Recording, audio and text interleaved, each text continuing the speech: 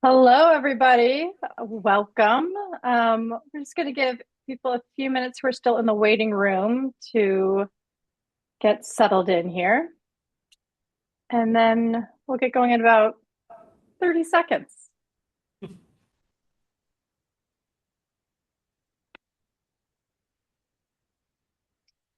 All right. Welcome. Thank you for coming to the BERDO office hours today.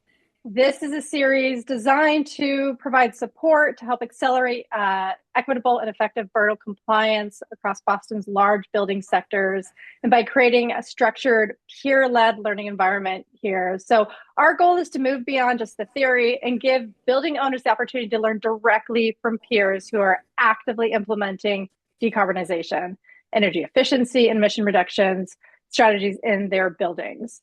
So we are so lucky today to be joined by Beacon Capital Partners, who will be sharing their real world experience navigating BERDO compliance, including lessons learned, decision making, trade offs, strategy for advancing building performances and emission reductions. So we have a lovely high level overview from them today, as well as an opportunity to ask them questions. In just a moment, I'll pass it over to Hannah Payne from the City of Boston, who will be starting us off with some high level context on BERDO to kind of get us grounded and rooted as we start this discussion.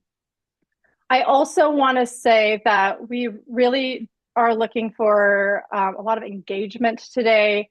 We have an engagement platform which will be linked for you here, and this is your place to be able to ask questions.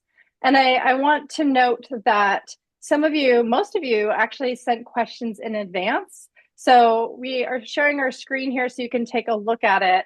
Basically, what we're hoping you do is you can add your questions here, because we're going to have you hold off on asking questions until the end of the presentation. But we also want your help in upvoting the questions that are most relevant to you. So you can do that by giving it a +1 or copying, pasting that little thumbs up emoji, and you can paste it on a question that you really are hoping gets answered today. This is also a helpful tool because if there are any questions very specific to BERDO, we have the City of Boston staff who might be able to answer it in real time within that document, or post a link that can have answers for you. And it's also something that if we don't get to your questions today, it is going to be a place where we can go back and be able to answer it offline. So that is our goal today. So without any further ado, I'm going to pass it on to Hannah Payne for providing us a high-level introduction on BERDO. Take it away, Hannah. All right, thank you, Dallas. Hi, everyone. I'm Hannah Payne. I'm the Director of Carbon Neutrality in the City of Boston's Environment Department. I see some familiar faces on here and some that I don't know, so thanks for joining. I'm going to give a very, very brief overview of BERDO to do some grounding, but this is not intended to be like all of the details of BERDO, just a few quick reminders, and happy to answer things in the chat or the engagement document as we go. Next slide. Okay, so who does BERDO cover? BERDO covers residential buildings that have 15 or more units and non-residential buildings that are 20,000 square feet or larger, and then any tax parcel that has multiple buildings that sum to those same values. Next slide. Um, the key thing that BERDO is doing is trying to reduce emissions from building energy uses. Buildings are our largest source of emissions in Boston, and this is our biggest tool that we have to reduce emissions and achieve our goal of net zero emissions by 2050. And so the way that BERDO does this is by assigning emission standards or limits to each building type that is covered by BERDO, and setting them on a trajectory down to zero emissions by 2050. So you can see that depending on the building type, there are different emission standards to start, but they reduce every 5 years, and everyone is on a track to achieve net zero emissions by 2050. And the first emissions compliance year category begins in 2025, which will be reported this spring. By May 15th of this year, you'll have to report and demonstrate your compliance with those emission standards for buildings that are subject to that. So next slide.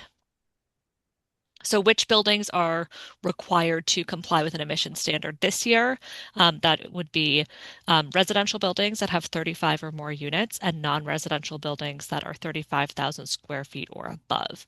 The smaller buildings that are covered by BERDO still need to comply with the reporting requirements of BERDO, but they will have until 2030 to comply with the emissions limits. But I will say the 2030 limits are much more stringent than the 2025 limits. So even those smaller buildings should be planning for emissions reduction strategies today so that they're going to be set up to be in compliance with the 2030 limits. Next slide. I just want to remind folks that there are a number of flexibility measures that BERDO offers. Buildings with multiple uses can have a blended emission standard. If owners own multiple buildings across Boston that are subject to BERDO, they can apply to comply with a building portfolio. Individual compliance schedules are an option if a building if you've taken steps to reduce emissions already, but your building kind of has outsized emissions for what your category is.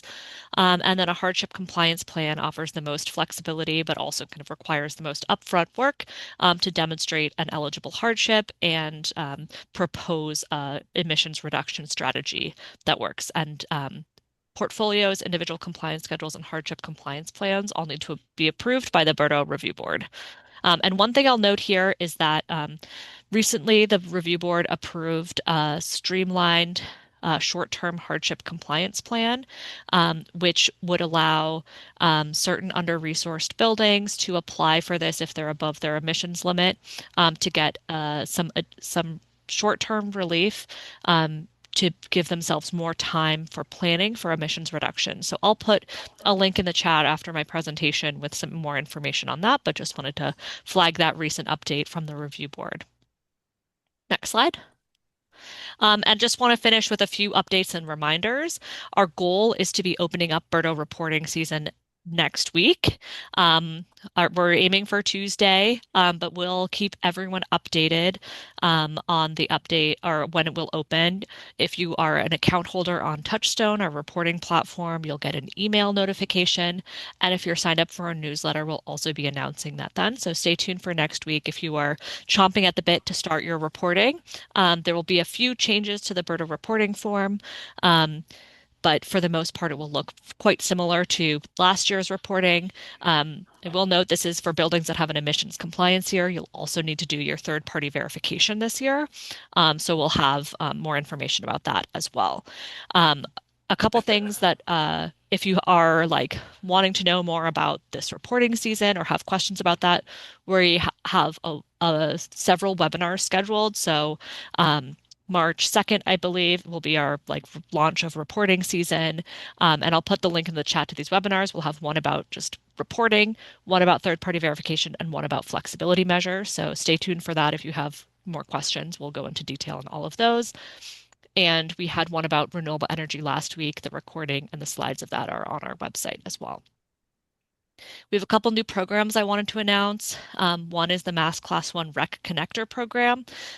This is an opportunity to buy small volumes of Mass Class 1 renewable energy certificates, which are eligible for reducing your emissions from electricity. So if you're projecting to be above your emissions limit, this can be a good option to consider. And I just want to flag the deadline to buy those RECs is March 1st or through that program. And again, we had a webinar last week, so if you want to learn more, I'll put a bunch of links in the chat after this. We're also starting a project that is really aimed at supporting condos with BERDO compliance, and we want to hear from condo owners as we design a new workbook for condo associations to navigate their BERDO compliance. So we'll be hosting some interviews and focus groups with our consultant, Emerald Cities Collaborative. So if folks are interested, if you're here representing a condo, you want to get more information, you can reach out to Dima Mujahed on my team, and I'll put her email in the chat, but it's also on the slide right here.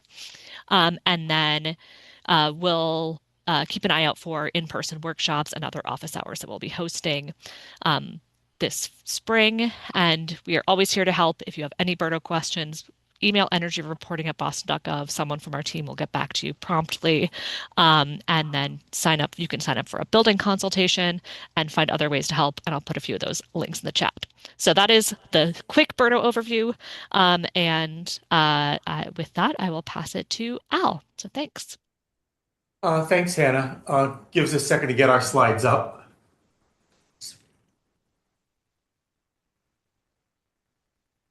Great, that was fast. Good. My name is Al Scaramelli with Beacon Capital Partners. I'm a managing director, and I oversee sustainability, energy reduction, building operations, and all environmental issues. And with me, Hi, I'm Gadea Guado-Sierra, Vice President on the Sustainability team. I work closely with investor relations, so more at the corporate level. I'm Molly McGovern. I'm an associate on our sustainability team, and I work mostly with Al on our property initiatives.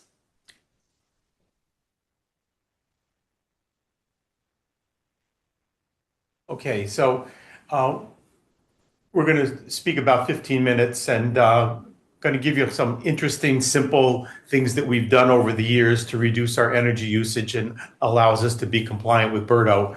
But at first, a quick little overview, a little bit about our company. We've been EPA's Energy Star Partner of the Year for the last 13 years in a row. We've certified LEED in over 25 million square feet of properties. We're in Fitwell champions. The three of us are Fitwell ambassadors, and those programs are, local, state, and federal, and the ones below this are really now moving into the international level as this topic continues to pick up. I'm not going to get into too much detail here, but I just want to tell you some of the things that we focus on here, BERDO and unrelated to BERDO, in terms of energy usage and reduction, doing real-time energy monitoring to achieve energy savings. I'll be talking about that, some examples. Renewable energy, got 30 buildings now with solar electric systems on rooftops or carports. When we build a new building or we're doing major renovations in a lobby, conference facility, or a tenant space, we think about procurement and the healthy materials that we buy for the tenant build out. Climate resiliency, whether it's cold weather like we've got today, flooding from storms, from rivers, from oceans, earthquakes. We think about that at all of our properties and what needs to be done, whether it's a temporary storm water barrier or other types of things.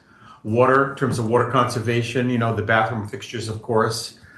Cooling tower water usage, recovering rainwater and reusing that in other applications at the property.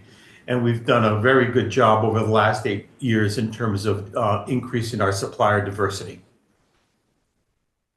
Let me show you some simple things that we do that all of us could do that help reduce energy and comply with BERDO. One is the lights off program. Look at the left is a photograph taken at night, whether it's early in the morning or in the evening when people have gone home, and you'll see the lights that are left on. You can get together with your, not so much with tenants, but practically, whether it's the building engineers or the house cleaning staff or security, but it's mostly housekeeping folks. Get together with them and just try to work with them and educate them on when you're done with a room and you leave, shut the lights off rather than keeping them on. That's a big part of the issue. And then the nice thing is it's so easy to monitor this thing. Anyone can take a picture when it's dark out and go back in the next day and get with the folks and say, hey, you're doing a really good job, or wow, we've got a lot more to do. And as you can feel, this is a money saver in terms of energy cost and energy compliance, and it's virtually no cost to it. On a typical lights off program for a 10,000 square feet on a floor is often bigger than that, but for every 10,000 square feet, if half of the lights could be turned off and they're LED lights, you can save $15,000 for every 10,000 square feet, and that goes up to $25,000 a year if you have the old T8, the fluorescent type of things, the bulbs and the tubes. Another program that we've done is our revolving door signage program. This is pretty interesting. We have a lot of our properties have revolving doors to get into the main lobby. and they all have side doors, particularly with the handicap feature to it, that allow you to come in. And we have several properties, or a number of properties, where the amount of usage of the side doors was really excessive, to the point where in the wintertime, like a day like today, a huge amount of cold air would go into the lobby. And then in the summer, similarly, hot air would go into the lobby.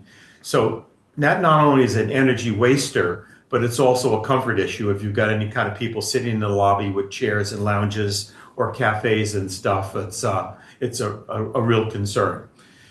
So the building on the left is on Huntington Avenue, and a number of years ago we had a big issue there, and we came up with this program. You can see the revolver, there's some little signs on it, but over to the right where the side door is, you'll see a very unique design. We got with a psychiatrist, and she gave us this design concept of circular images and the specific colors that are used in those circles that make your brain processes it faster than if it was a different shape and different colors. So that, like, oh gosh, I better go through the revolving door. And you do that so fast, you just go right into it. We had great success with that in a number of different properties. And over here on the right is 53 State Street on the corner of State and Congress.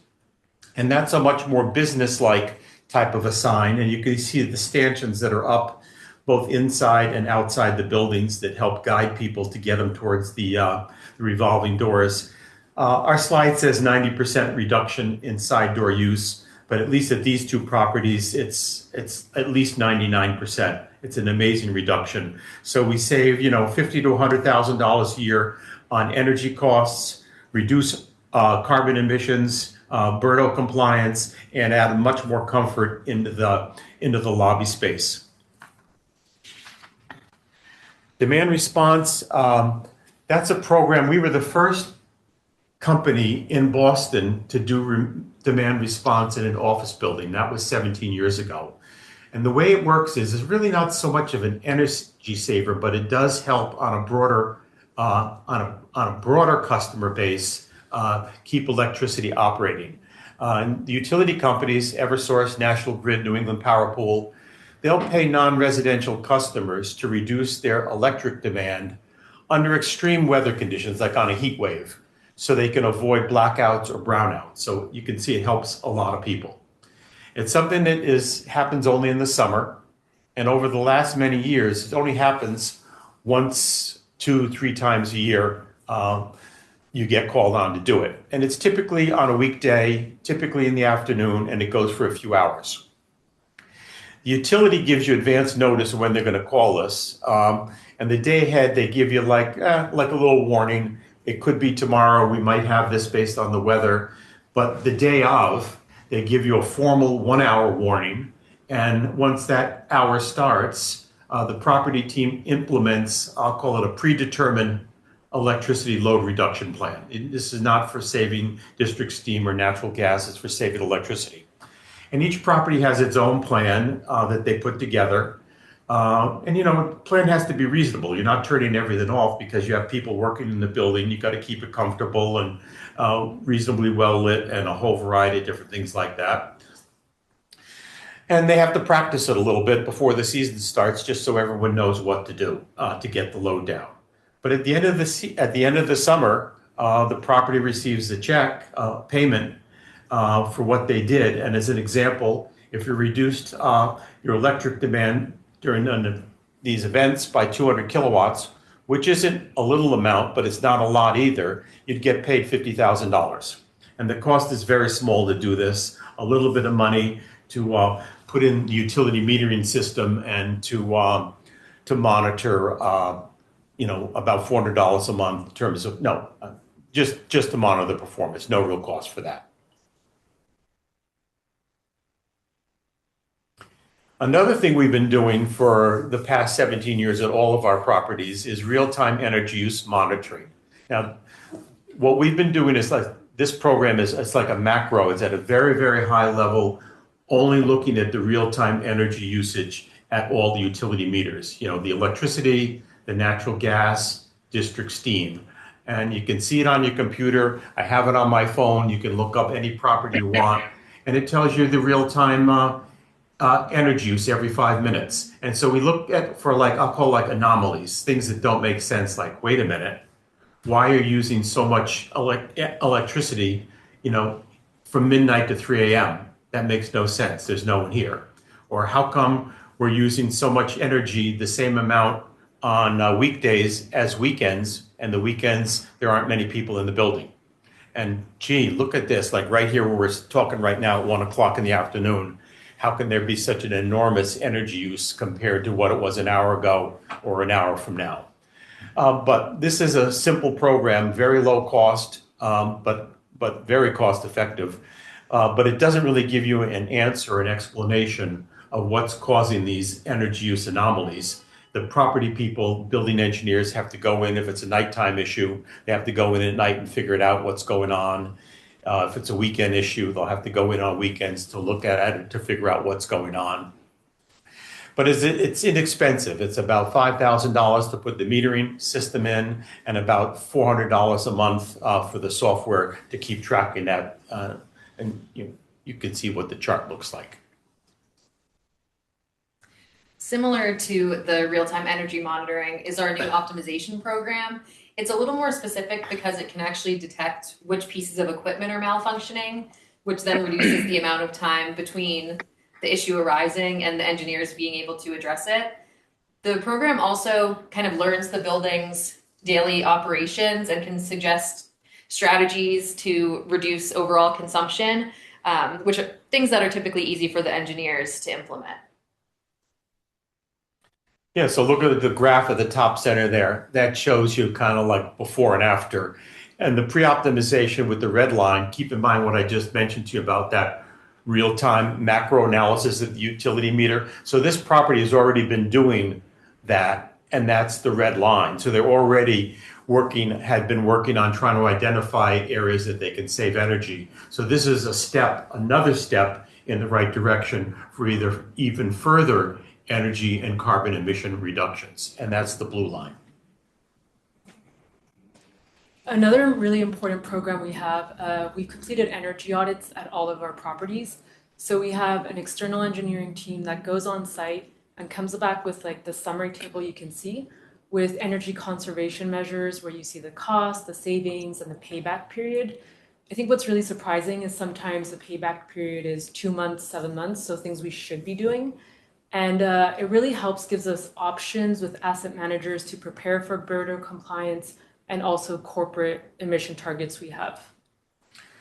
And in Boston and Massachusetts, there are incentives from the city, the state, the utilities. They're often called energy rebates. There's other words for that, where they provide a financial benefit and support for doing these types of projects. So solar, I mentioned this earlier. We've got evaluated solar at all of our properties, and we've got 30 buildings with solar systems, either on the rooftop or on solar carports in parking areas. And every building is a little different, as you can imagine. Like, how much can you do? Because if you're doing it on rooftop, you can't put it on the street or the sidewalk. So you've got your roof if you're downtown Boston, and you've got other stuff up there usually, whether it's cooling towers, air handling units, antennas, window washing rigs, and it all depends on every property. It's so much property specific what you can do and what you're limited to. And what we find is that the range is just huge. From a few percent of the total building's electric use would come from solar, and we have one property where 70% of the property's electric use is coming from solar. And the other interesting thing I wanted to tell you is that with all this work that's been done, all 30 of these projects, we didn't use 1 penny of money, of capital money, to develop these projects. We use solar developers that use their own money to design, permit, construct, and maintain the solar systems. And the property pays only for the solar electricity that's generated. And the price for the solar electricity per kilowatt hour is typically less than what the utility charges. So, good energy savings and with no out-of-pocket costs. So it's really like a win-win. And one or two more things here. Regenerative elevator drives. This is an interesting thing. It's pretty fascinating. The idea is that you can put a piece of equipment into the elevator room where it will generate electricity when the elevators are operating. So if an elevator is coming down with a heavy load, instead of putting the brake on to slow it down, you can install the generator. This is the regenerative drive. And that generator will slow the elevator down and it will spin and generate electricity. Likewise, if it's towards the end of the day and someone's on upper floors and they hit the button to come up, the elevator goes up empty or near empty. Instead of using the brake to slow it down, you use the regenerative drive again to slow it down and generate electricity. The system provides about 35% of an elevator's electricity usage. So it's really a very good energy saver. However, financially, at least to us, it makes wonderful sense to do this when you're doing an elevator modernization. So the whole elevator system is down. You've got workers working on it during the daytime, and very, very, very cost effective. But doing elevator modernizations only happens about once every 20 years. So it's not something like all the other ones that I showed you you could do tomorrow if you wanted to. We just planned this out and plan to do it because it's so cost effective during a modernization. And then finally, I think everyone knows about LED lighting, how incredibly energy efficient it is compared to the old fluorescent and incandescent bulbs. But I won't get into that because we all do these things, whether it's at home or where we work. But the LED has gotten very, very creative and very interesting from an aesthetic standpoint of how you can come up with very interesting designs in different, tenant spaces, amenity spaces, public spaces that are very attractive and also very, very energy efficient. Okay, thank you. Any questions? Yay, thank you so much.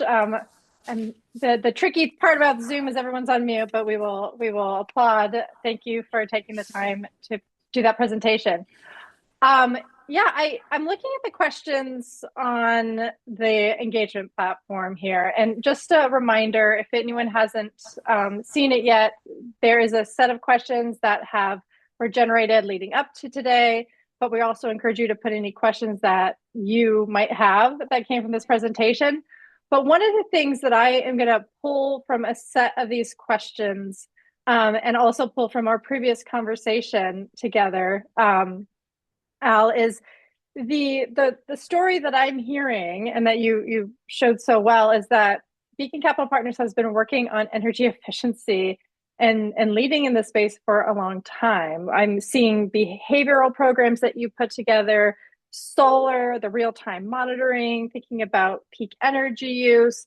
All of those pieces put you in a good position when BERDO came out. And so as you think about BERDO, and being prepared for that, I know from our conversation that Beacon Capital Partners was already in a good place because of the work you've done in compliance. Already in compliance with BERDO for years. Already in compliance. Yeah. And so I think some of the questions that people have are, as a building owner, like what does compliance look like? And of all of those examples that you gave, energy efficiency measures, solar, real time, what would be, if you weren't already kind of doing this work, what would be your advice of being the starting point for organizations who are looking at BERDO and really wanting to comply as this all taking place?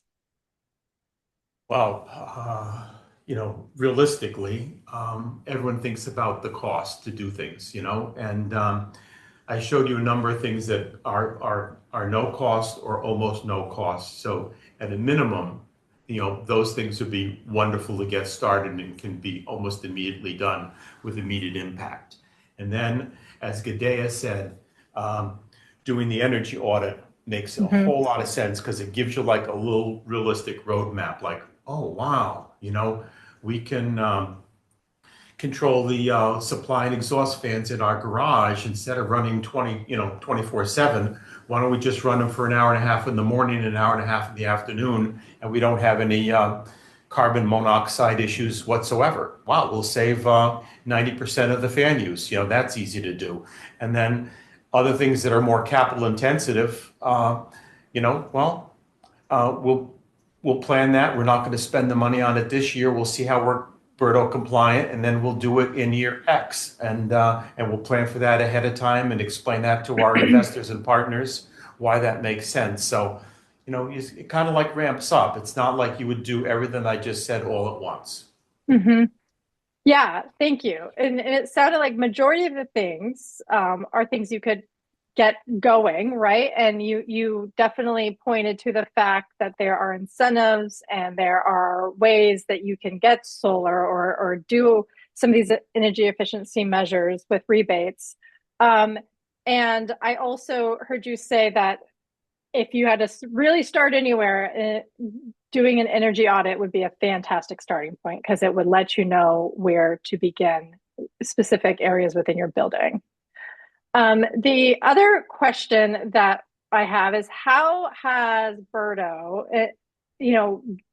how will it drive the continued progress at Beacon Capital Partners? What new innovative, some people had the question around new innovative technology that you're considering that maybe wouldn't have been on the table otherwise? You mentioned the elevators. I know someone had a question about the additional cost for these regenerative drives on elevators, but what other innovation is coming to mind because of BERDO compliance and wanting to be a leader in this space? Well, there's a lot of other different technologies out there. And some are, if you will, short or long term. One thing that we're interested in is, I'm not sure what terminology, with my engineering background, I call it cogeneration or trigeneration.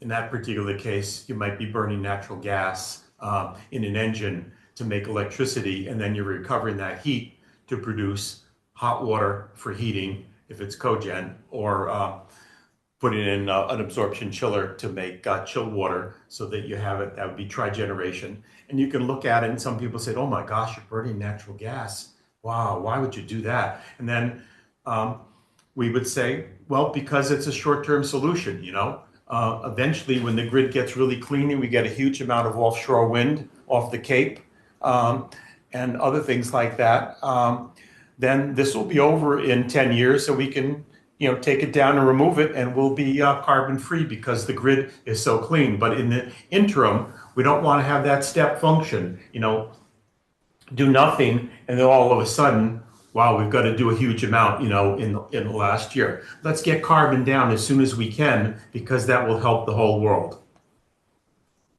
Thank you. So if you were to get hired by an organization who hasn't been kind of investing in energy efficiency leading up to BERDO and needing to have BERDO compliance. This can be a question to Molly, or G'day, or Al.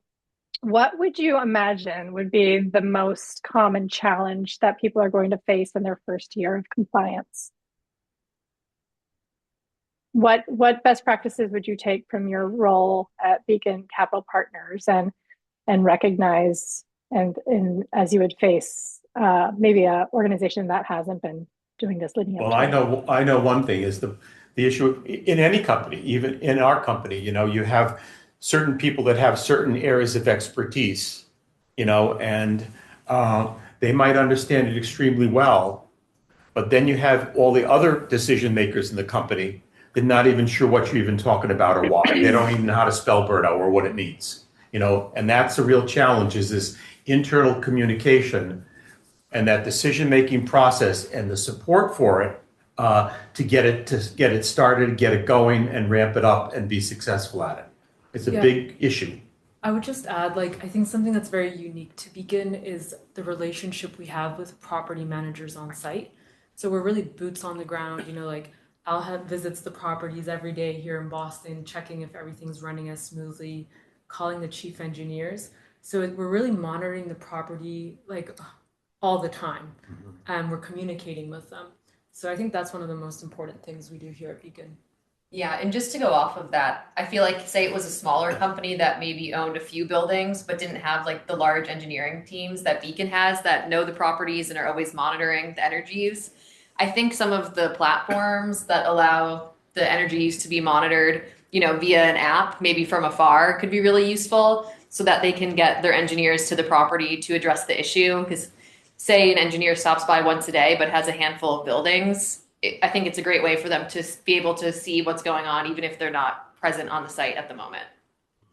Awesome. So, what I'm hearing as a takeaway, and I would love to actually get a sense from everyone here. I know um, people aren't on camera, but if you could do sort of a thumbs up emoji, how many people feel like internal communication is sort of the challenge that you see being faced within your organization?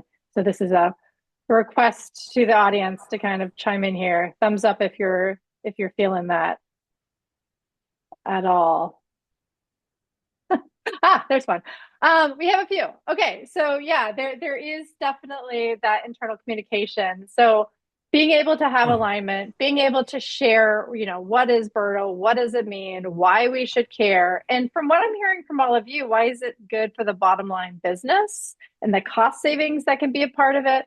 And then I'm also hearing that if you have folks that need to visit multiple properties and they have limited time at each of those properties, having that real time monitoring, having that app so you can know going into like before you get to the property what you need to be focusing on would be valuable. Is that sort of the key takeaway? If you were at a new place, that might be one of the first things that you would get the organization to do. Yeah. Yeah. Okay, thank you.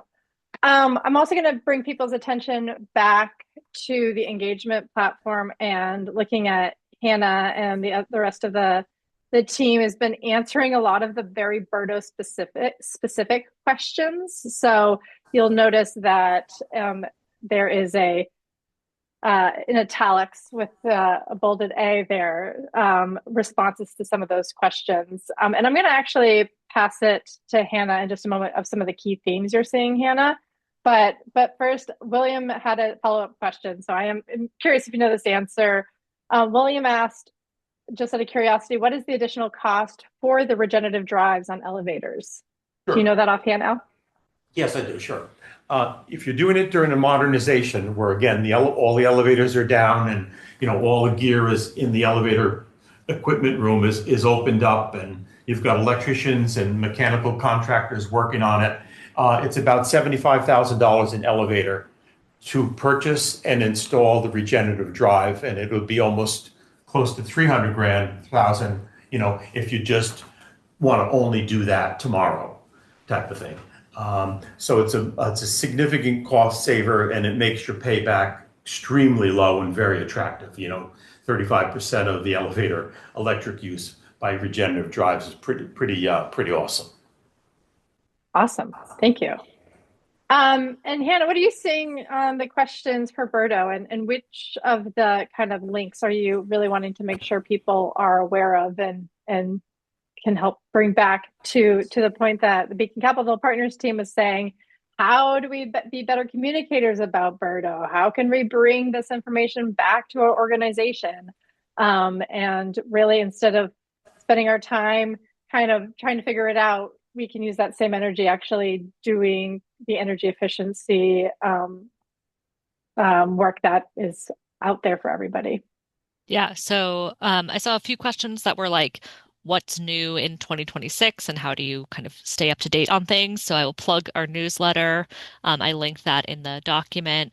Um, we try not to spam you. We send it usually once a month, sometimes a few times a month if we have lots of updates, but that's the best way to learn about updates for 2026, events, opportunities. Sometimes we'll have funding announcements and things like that in there. So definitely sign up for our newsletter. And then questions about how do folks get into compliance with emissions?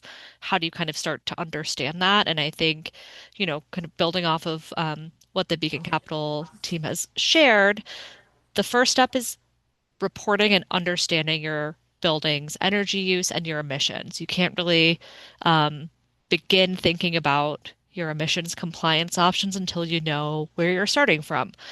We found that, as we've engaged with building owners, they might think their building is going to definitely be out of compliance with BERDO, but once they do their reporting and start to kind of wrap their heads around it, their building isn't in as bad of shape as they might have thought. So I think that's the first thing is do your reporting if you haven't done that. And then start to look at where your emissions are at today, where your next emissions limit is, and what might you need to do to reduce emissions. So I shared some resources. We have a number of quick guides that helps kind of explain those different options and then the different options to come into compliance, which are actually reducing emissions and energy use. That's kind of the main thing we want to achieve with BERDO. So that's doing in-building work.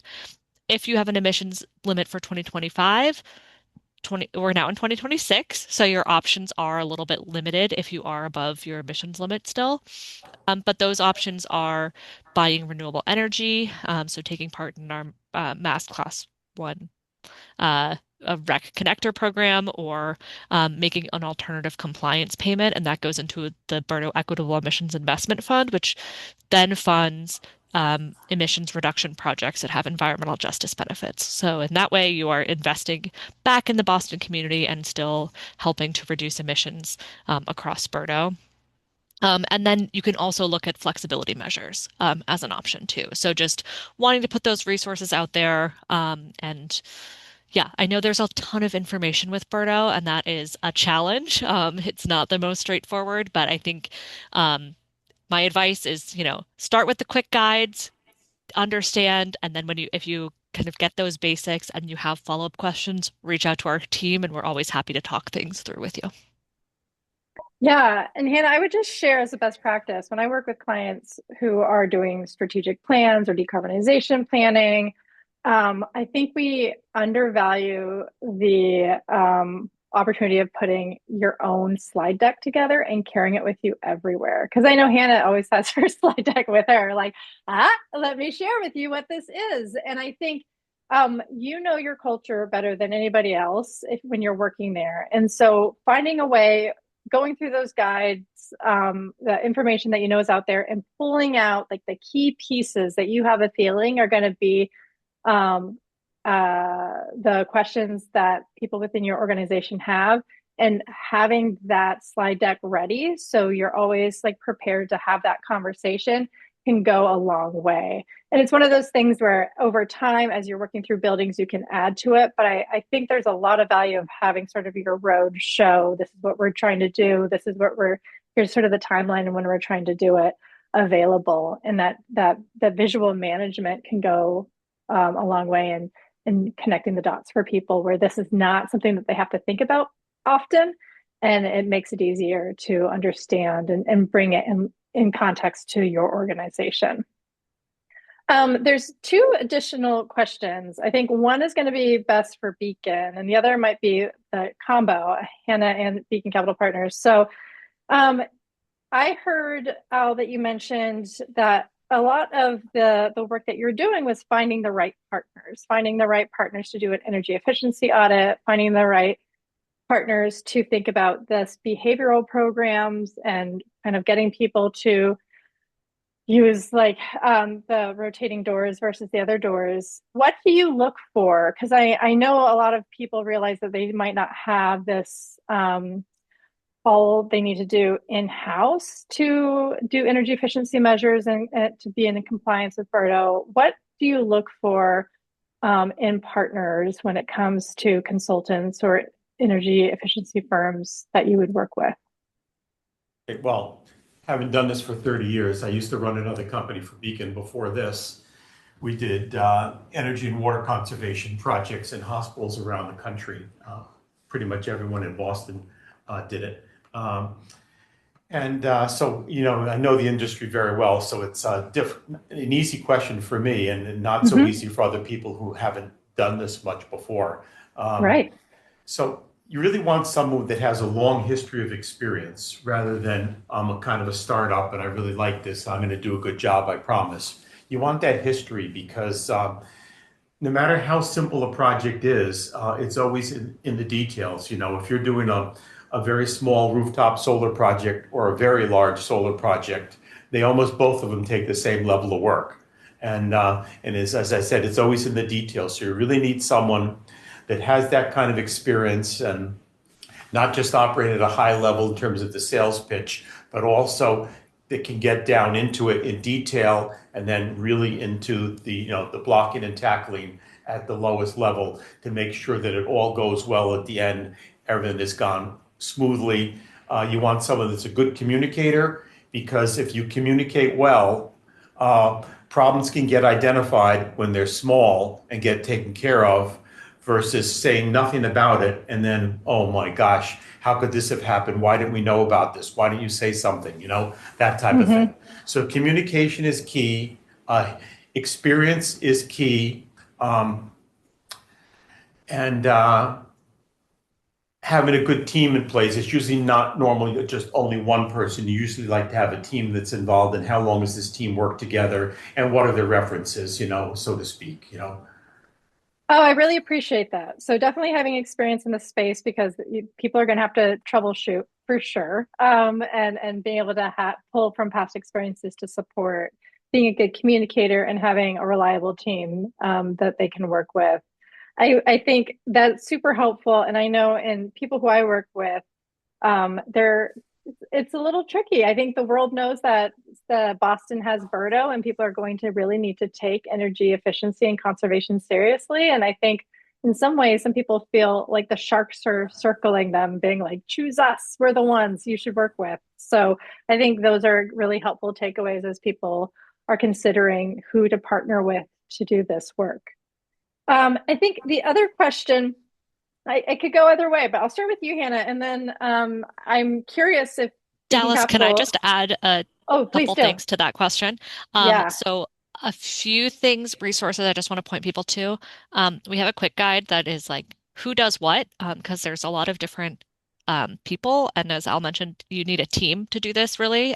So I Hmm. know for people who are like n- brand new to this work, you might not even know the different terms of who you might do what. So this is kind of the most basic guide of that.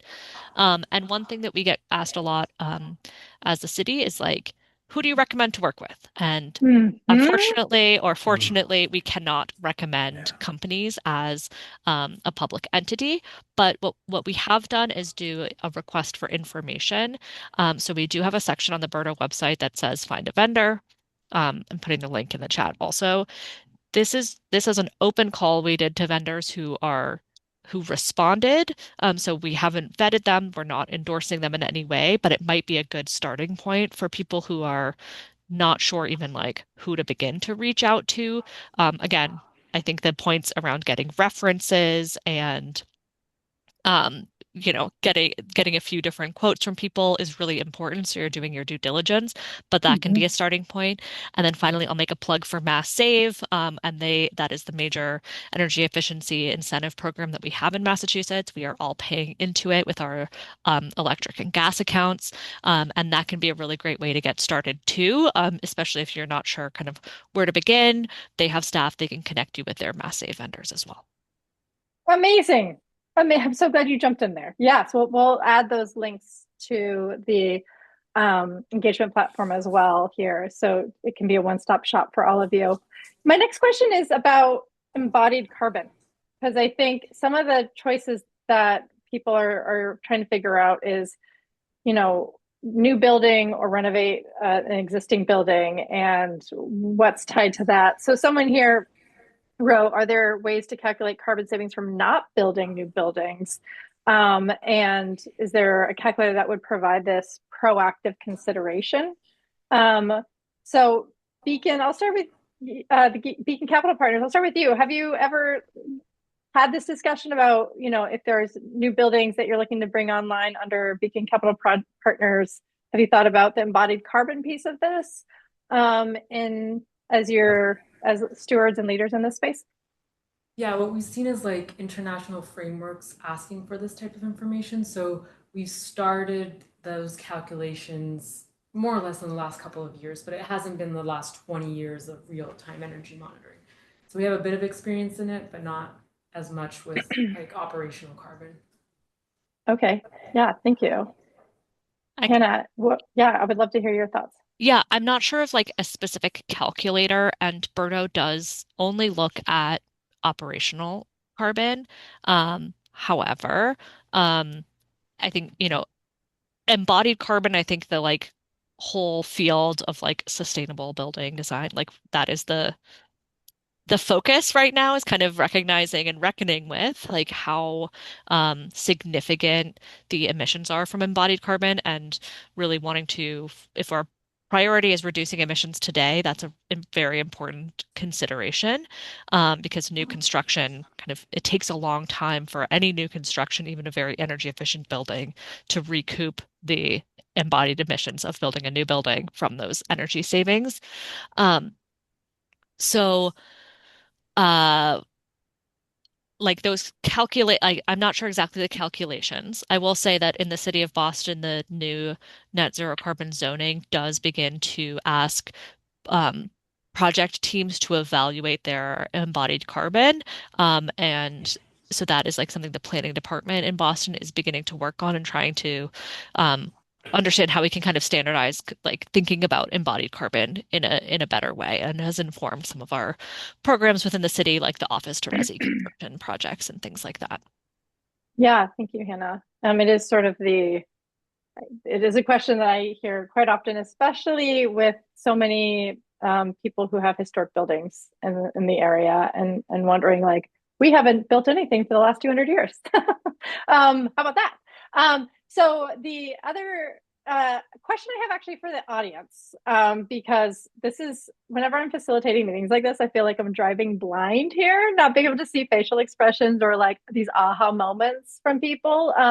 So I am going to ask for you to add in the chat. What is a worry or a concern or maybe like the opportunity that you're seeing with BERDO?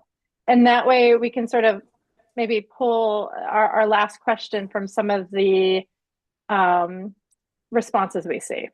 So in the chat, basically, I'm asking you to pop your thought bubble here. You've been listening to this conversation. You've heard from Beacon Capital Partners. You've heard from Hannah from the city of Boston. What is something that maybe is keeping you up at night around BERDO? Or what is something that you maybe heard today that you are excited about bringing back to your organization? So I'm going to give you a moment to add that to the chat, and we're going to test out to see if you could put that in there.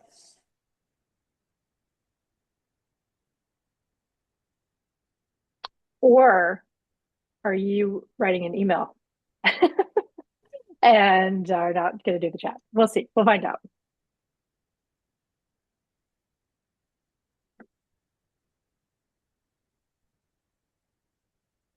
Okay. Thank you, Zachary. We have where may I learn more about embodied carbon in mass? So we can. And I would say get involved with the Carbon Leadership Forum in Boston. Amazing. Real-time answers here, folks. This is what office hours are all about. Can you repeat that again so we can make sure we capture that in the response? Yeah, it's the Carbon Leadership Forum. Carbon Leadership Forum. Yeah, they have a Thank you. Boston entity. All right. Anyone else have that burning question? Pop that thought bubble.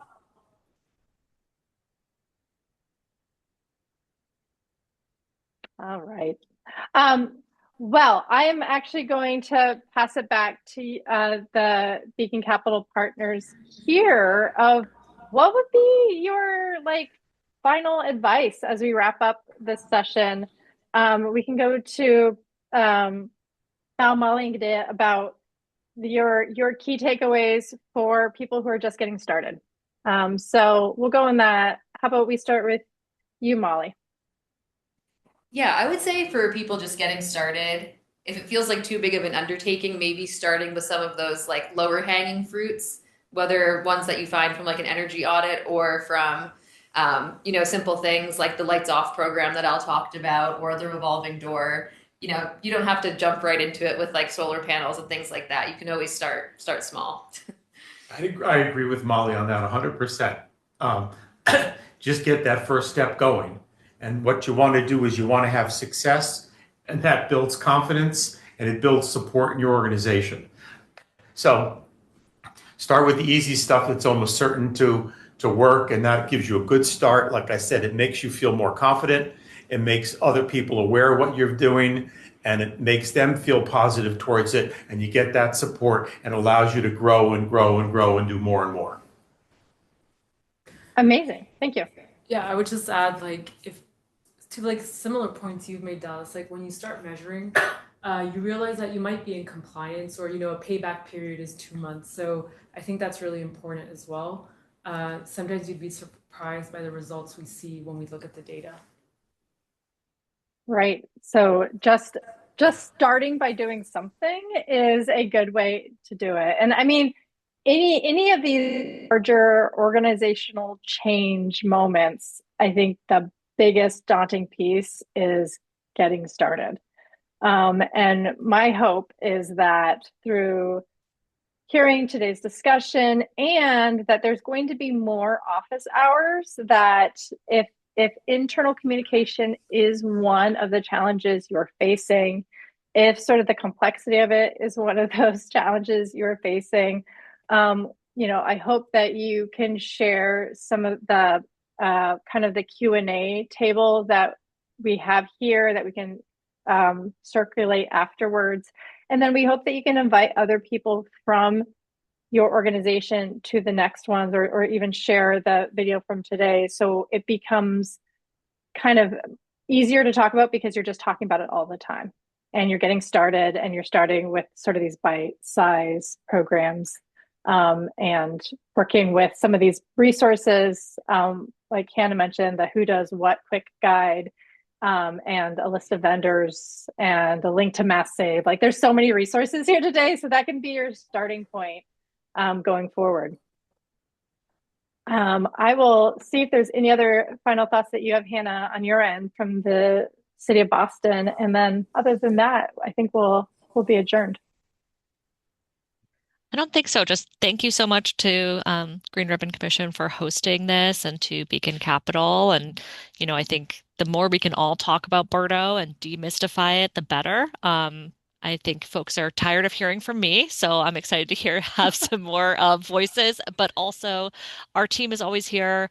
Like, please don't be a stranger. I think the big message we want to share is we're here to help, and we want to help you navigate BERDO. So always feel free to reach out to our team, energyreporting@boston.gov. Look at all of our resources. Let us know what else you might need to navigate BERDO, and we'll try to be as helpful as possible. So thank you. Thank you. And just a huge thank you to Beacon Capital Partners for jumping in, for being that peer, willing to share your lessons learned, your best practices, giving us some really valuable insight, especially this idea of if you had to start at another organization today, what would you start working on? Because I think we're all going to leave with a little bit of that boost in our step on how to come face to face with BERDO and helping our organizations have BERDO compliance. So thank you again. We hope everyone joins us at the next BERDO office hours, and we'll be seeing you soon and circulating these resources as well. Thank you. Thanks, everyone. Bye, Thanks. everyone.